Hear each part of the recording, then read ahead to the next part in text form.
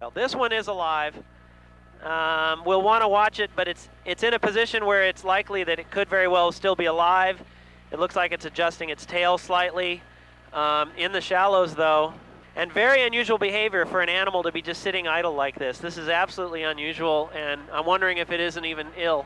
Listen closely. You can hear this whale crying out, and it appears stranded in the shallow waters of Dungeness Spit. He's come all the way in the Dungeness Spit right into the shallows and pretty lethargic at this point. I don't think that he's on the bottom on his belly, but I do think that his pectoral fins are probably firmly on the ground down below. There is a dead female that is about a mile up the shoreline that we saw from the air as we arrived, and she's lying there dead in the shallows of the bay near the estuary mouth. So I suspect that they're related, and I suspect that he's either in mourning or just discombobulated as to what to do next. You can probably see they've tied some sort of buoys onto the tail fluke of the whale. Chopper 7 was the only news helicopter in the air as rescue teams pull this killer whale out of Dungeness Bay. Its 8,000 to 10,000 pound body churning up the muddy bottom as dozens of people watched on shore. It feels great, actually. It was really a thrill. Kelly Belcom-Bartok is one of the whale researchers who didn't give up on this orca. And he started swimming on his own. He's going due west at this point. Pretty much looking real good, real steady breathing. It's excellent, so we're real happy about it. What could be causing these whales to beach themselves over and over again? It appears to be happening more often, and whale experts are worried. Our live in-depth coverage continues with KIRO 7 Eyewitness News reporter Allison Grandy, who joins us live from the Seattle waterfront.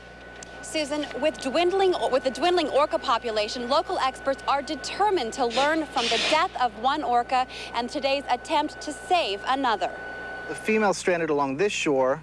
The male has been within the Dungeness National Wildlife Refuge over here. Fred Felleman moved to the Pacific Northwest 20 years ago to study killer whales. Having killer whales in my backyard, I think, is the best thing imaginable. To have two more down is deeply distressing. He believes toxins, lack of food, and possible naval activity are to blame. We have the reduced fish prey, with causing the PCBs to become freed up in their blubber, and the increased noise in the water, making the few fish that are out there harder to detect. So this entire zone here is a naval operating area.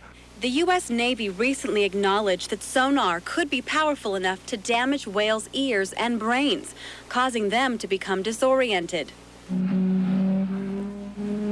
Sonar likely played a role in the beaching of 16 whales in the Bahamas in March 2000.